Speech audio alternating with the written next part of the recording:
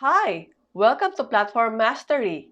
In this video, I will show you how to make QR code on Canva. In making QR code in Canva, the only thing you need is the URL.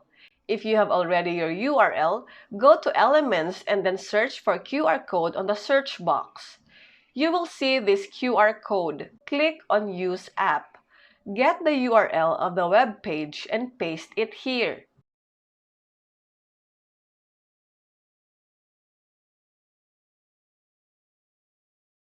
You can also adjust the color of the background and foreground as well as the thickness of the margin. Click on Generate Code. You can resize the QR code based on your preference.